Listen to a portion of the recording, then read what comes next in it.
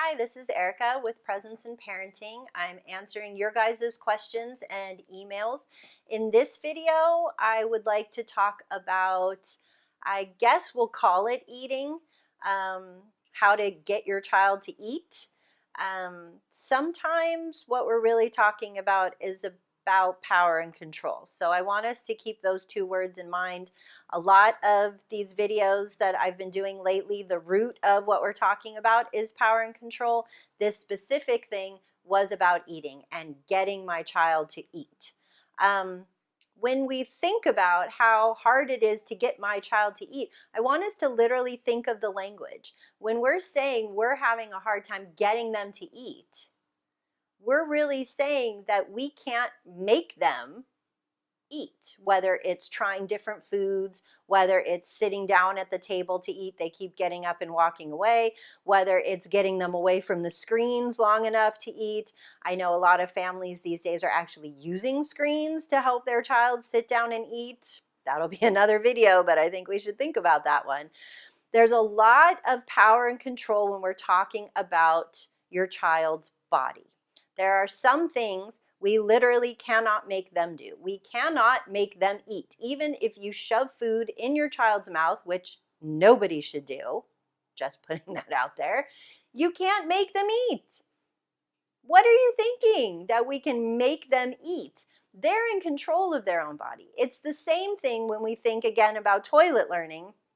I know I've been mentioning this a lot lately, so that video is coming soon, but we can't make them actually go to the bathroom on the potty. We can't make them do that. The more we try and actually exert our power and force over them, we are going to be met with resistance, and they are actually going to push back more against us. So if we're thinking about eating, and we might just be thinking about, I'm worried that my child is not eating enough, so I'm trying to get them to eat some more. Your worry might be something that they're picking up on. So if you're feeling worried that they're not eating, and that's coming through with probably a little bit of anxiety, and you're trying to get them to eat and trying to get them to eat, they're sitting there going, whoa, what is coming at me? What are all these feelings around me eating? It might feel so uncomfortable for them that, again, we're inviting more resistance.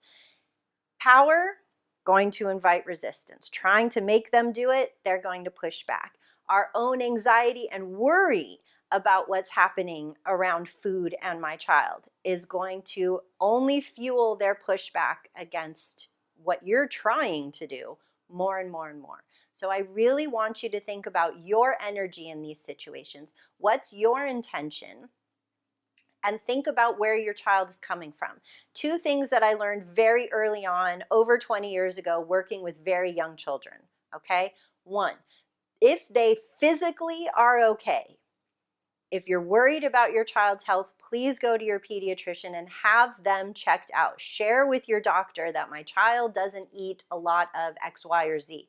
Or my child, it's really hard for me to have them sit down at the table. It doesn't seem like they're eating enough. Share these thoughts and concerns with your pediatrician, so your pediatrician can actually let you know if there's anything physically that's happening with your child. You want to always rule that out, okay? If we've ruled that out and physically they're fine, now we have to think about what's happening here in this environment where it's becoming a power struggle and I'm trying to get my child to eat, okay? Where are they coming from? Is it a sensory thing? Do they have, different textures that might feel better or worse in their mouth? These are real things that are connected between what's happening in the nerve endings around your mouth and your brain, and they're different for everybody. So, is there something sensory happening there?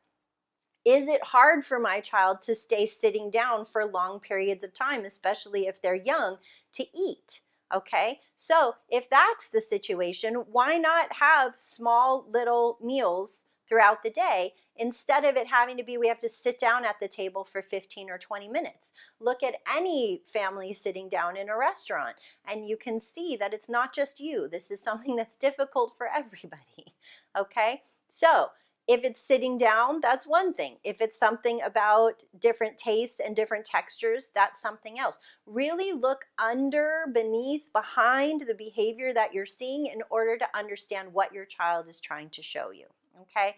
Keep in mind, power and control over anything going in or coming out of a child's body is going to invite resistance, and it's not a way to help them diversify their diet, sit down at the table and enjoy a meal, and get them to really feel comfortable in taking care of their own body, which is what I'm guessing is what's really important for you, is that you want your child to grow up feeling comfortable, confident, and able to care for their own body well.